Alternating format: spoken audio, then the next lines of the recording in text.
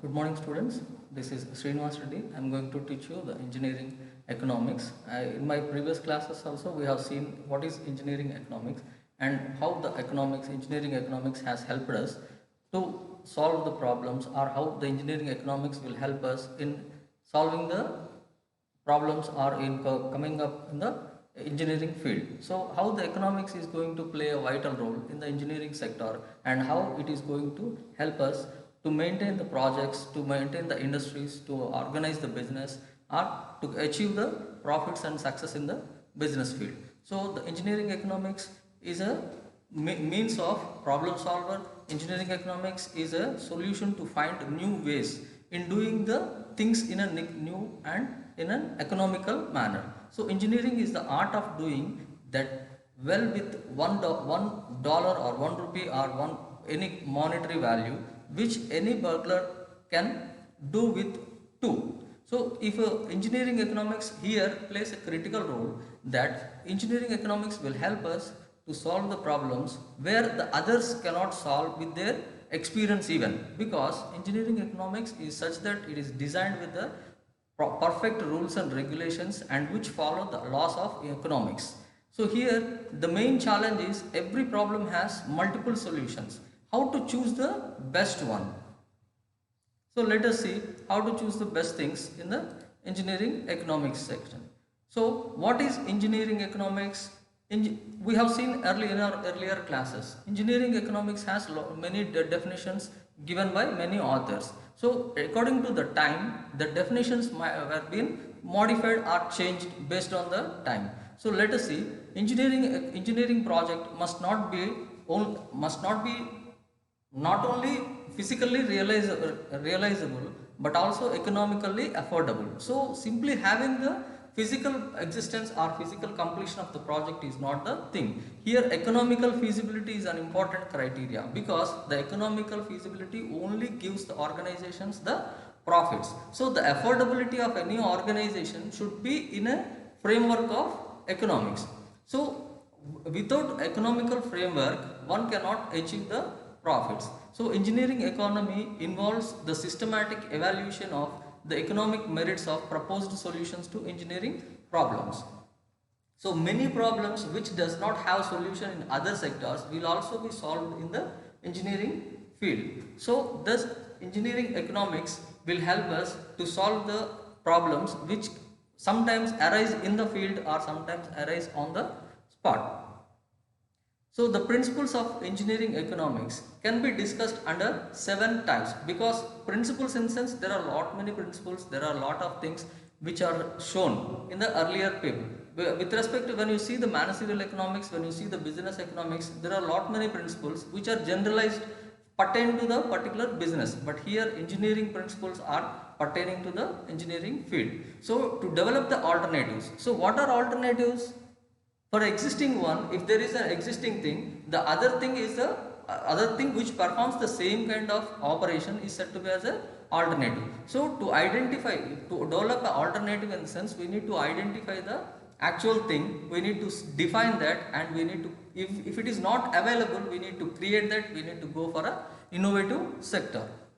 So thus alternatives should be developed. See, for example, if we have power, if we say, let us take the power example. When there is no power, what we'll do? We'll immediately switch to the inverter. So through inverter we will get the power. So it is an alternative for the power. And solar energy, it is an alternative for the power. If you take the smartphones, different kinds of smartphones are there. So they are alternative to the earlier things. So likewise, if you take a desktop PC, a laptop is an alternative for that. So we need to identify the alternatives even when conducting the going operations in a project.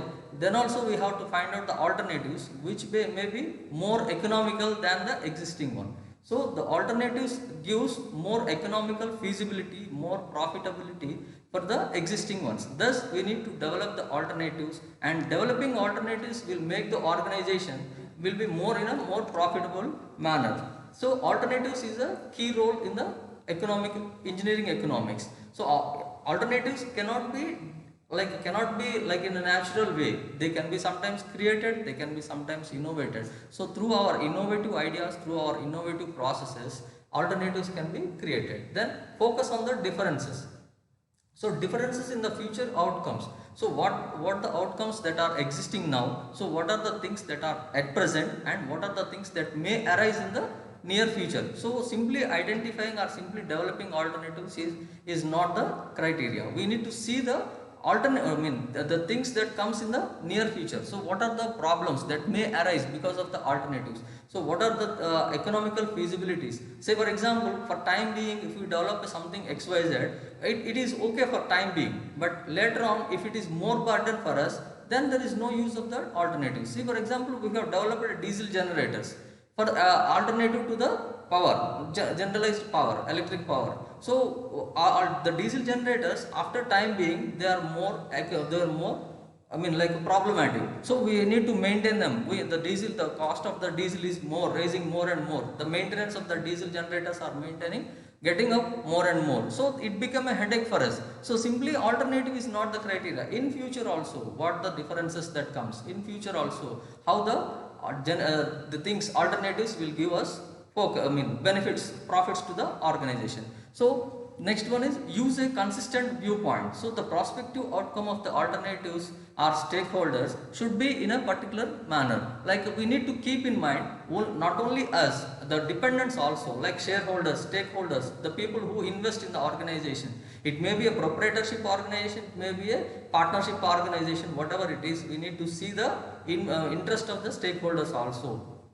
Because there are in an organization, there are lot many things which we need to be concentrated. So the growth of the organization will help the individual, will help the partners, will help the stakeholders also grow along with the organization. Then use a common unit of measure. So the monetary value of, in India especially, we see the rupee is a monetary value, that is presentation of the alternatives and their outcomes. So monetary present, like many a times we cannot pay directly cash. So sometimes what happens, we'll do like online transactions. So online banking, so net banking, like or through mobile we give the transactions. So for that reason we need to simply have a measure like which has monetary value.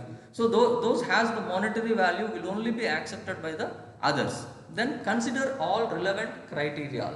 So the decision making based on several criteria, organizational objectives, for example long-term interest. So the decision making should be in long-term interest of the organization. So whenever we take a decision for a particular thing, or whenever we are acquiring the products, or whenever we are acquiring raw materials, we should see that the raw materials should suffice the purpose of acquiring them. So these raw materials, when procured from the outside, they should be fulfilled. They should give the output as such that we have expected. See for example, if you procure 10 tons of iron ore, it should give by by standard, the 10 tons of iron ore, it should give 8 tons of pure iron. So it should be given more or less, a little bit more or less. But if we acquire 10 tons of iron ore, if it gives 4 tons or 5 tons, then the organization will go in a loss. So the decision making process should be in a careful manner. It should see that the organizational objectives, goals and policies should be kept in mind, and they should be long-term functionality. Then make risk and uncertainty explicit. So identifying, defining, allocating and mitigating is the key points in the making risk. So when we take risk, or when we are going to take risk, we need to identify, we need to define that, and we need to allocate and mitigate. See for example, if we are taking a decision and that decision includes lot of risk, so that risk should include all these factors. Simply taking decision is not the criteria, or simply taking decision, risk is not the criteria. If we are taking the risk, that risk should be fulfilled by all these things. So at defining that, allocating, mitigation is important.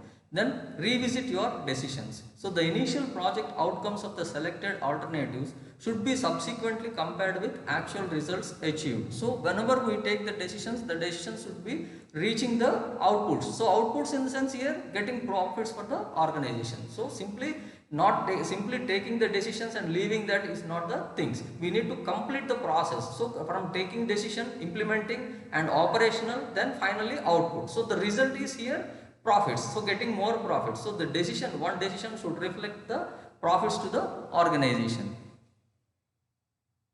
Then engineering economy and the design process. So how the process is being designed and how the economy is analyzed. So the economic analysis of the engineering process and the design differences between. So this is the difference between economic analysis procedure and design process. So in that, problem recognition, definition and evaluation. So if you take the economical feasibility, we should see that the problem is getting identified. So what actually the problem is, so how the problem persists and where the problem persists, whether the problem is in the management, whether the problem is in the machinery, whether the problem is within the industry, or whether the problem is with the environment. So we should see that the problem recognition, then define the problem, how far it is and what is the strength of the problem and how the problem can be solved. Then what are the ways that are to be solved. So what are the ways that to be find out and where the problem actually persists. So evaluation the problem.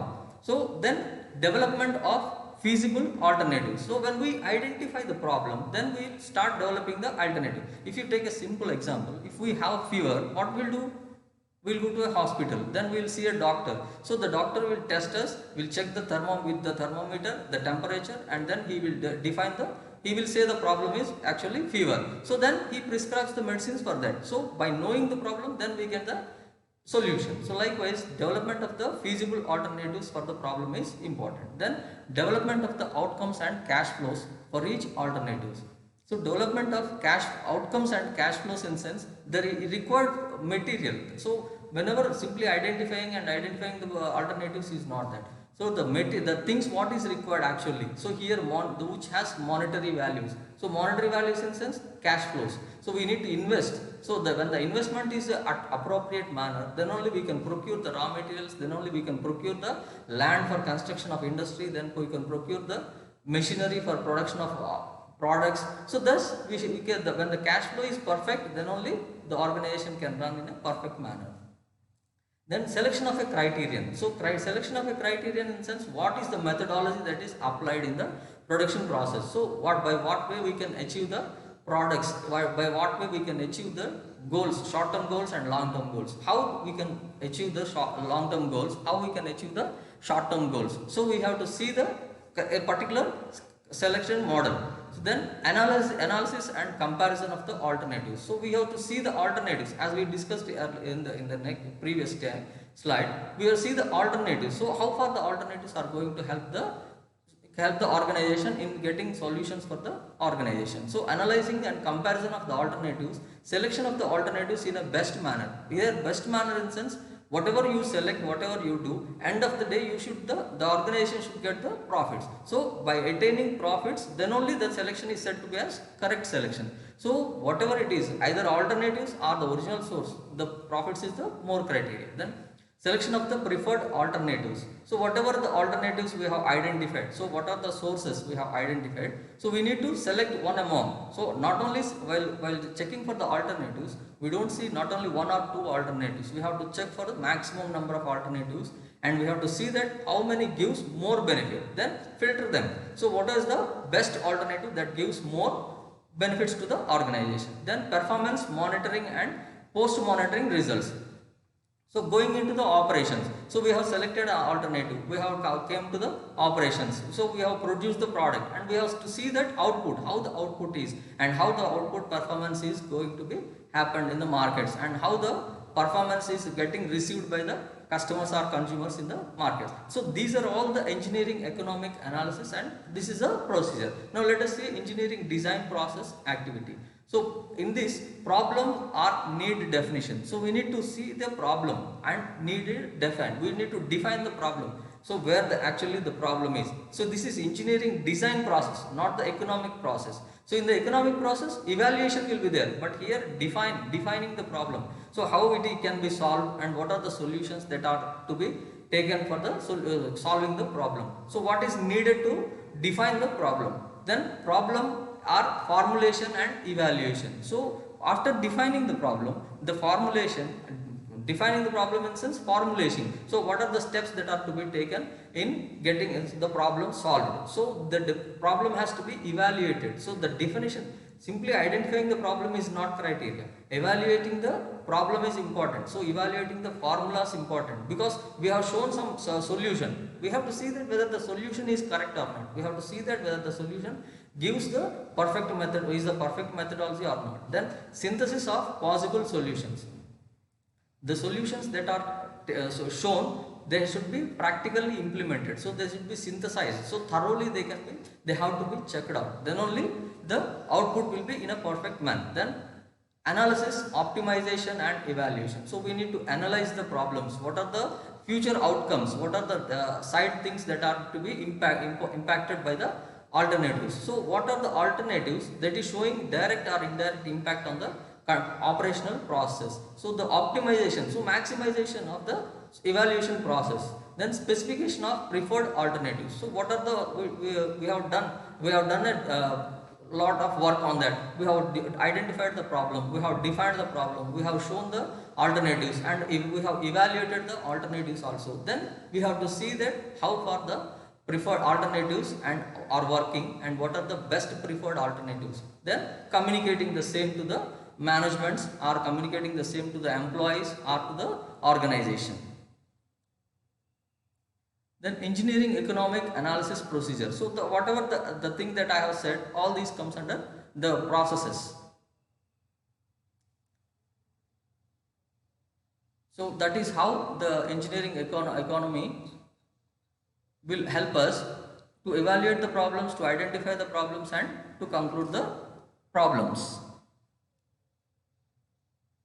Thank you.